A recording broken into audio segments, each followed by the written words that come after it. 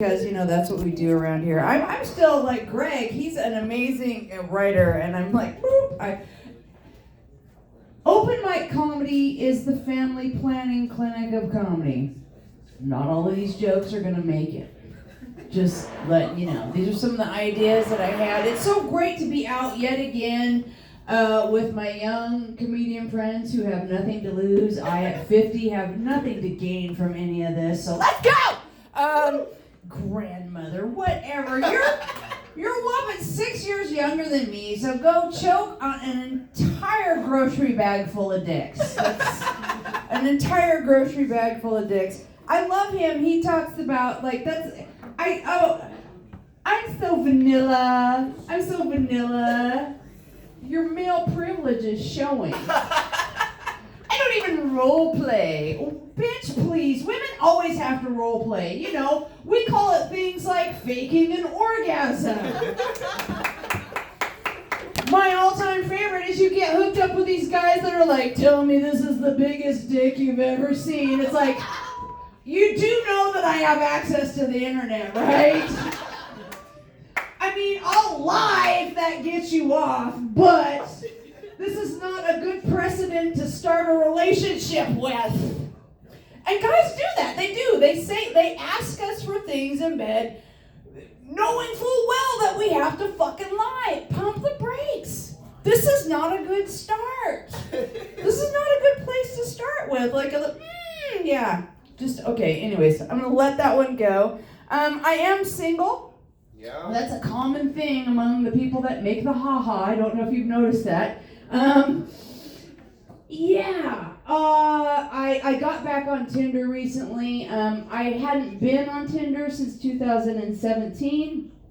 There was the great Tinder rampage of that era. That was me and a bunch of my girlfriends were all single at the same time, and it was whoo!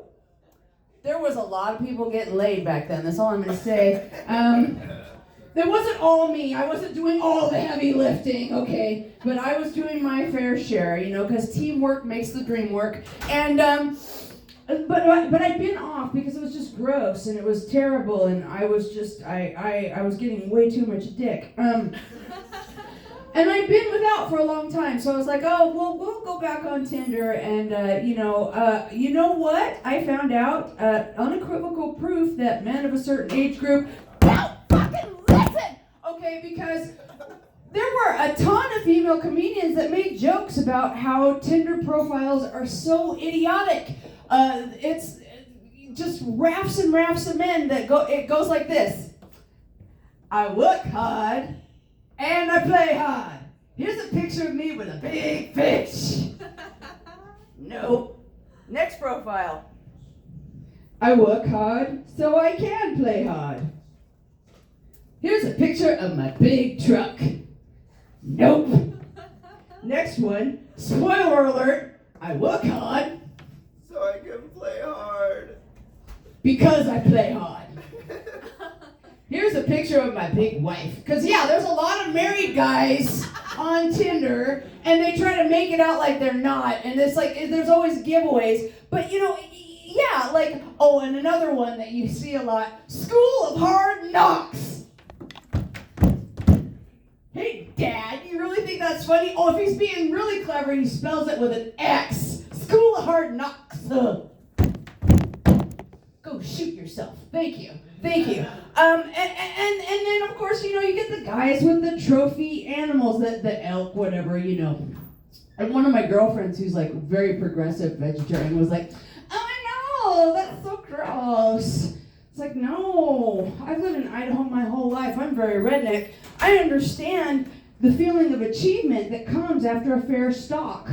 But I need more information than you just shot this. I need to see the whole triptych. I need the whole travel log. I need to see that you actually field dressed it. That you know how to butcher it and put it in the freezer. That you know how to cook it. You know why? Otherwise, I think that you expect me to do that all for you, you stupid bitch. And I don't care how good your dick is, I'm not going to work that hard for steak. You can go grocery shopping instead. God. Anyways, what next? Oh yeah. So, you know, I don't understand. I'm not anti-male. I'll tell you that right now. I love men. I have an adult son. I do love men. Doesn't mean I'm not confused by some of the shit that y'all's do. I was at a local sandwich shop. I have been drinking. I was at a local sandwich shop getting a sandwich. And it was a slow time, 2 bros in front of me, 1 gal running the shop. She had to go back in the back because she was out of ingredients. And the 2 bros in front of me looked at each other and gave each other that look, and then one of them said, "Yeah, she's not hot enough." To make a fucking sandwich? Are you shitting me? To make a fucking sandwich? Like, there's a lot of pressure for women to be hot in any given situation, but to make a fucking sandwich? That is ridiculous. And if you think I'm being over the top and too feminist and maybe judgy, let me see if this conversation had ever happened in the history of ever. Those same 2 bros are teleported into a room of a bunch of other bros, and one looks at the other and says, "Hey, bro, did you hear Chad is studying to be a fireman?" "No way, man. Chad's studying to be a fireman?" "Yeah, I know, right? Yeah, I've seen those calendars. You have to be an 8 to a 10 to be a fireman, and he's a hard 5. Has that ever happened in the history of ever? But no, it happens to women a lot. Anyways, enough of my feminist stuff. Yeah, the last time I got laid was when I was running out of my... when I got divorced, a homie of mine gave me a big box of Magnum condoms. I don't know if you know about they're like, I was like, "Oh, thanks, I have waterproof socks now." Sizable. And I had a hookup opportunity with this guy. And he didn't have one with him. And all I had left was the Magnums. Have you ever put a Magnum condom on a regular dick? Maybe not, but you've certainly seen a 7-year-old borrow his dad's hoodie. Looks extremely similar, and it was very sad, but I was dedicated. I mean, if it's gotten that far, we're doing this. It's like, we'll go ahead and roll with this. We'll see what happens.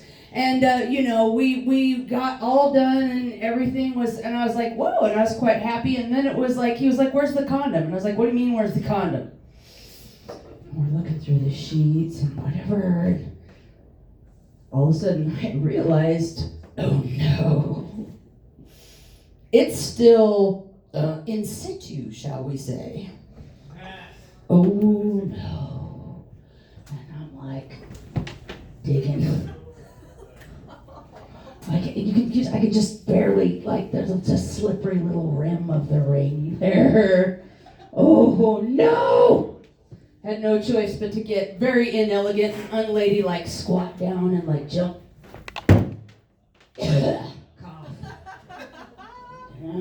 Still a little. One more time. Shot it out like fucking I was a hockey player going for that slap shot from across the ring. But it worked, and I learned my lesson. I threw away all the rest of those Magnum condoms. My name is Tanya Cope, but my friends have Short Nut and Taco. You have a good night, friends.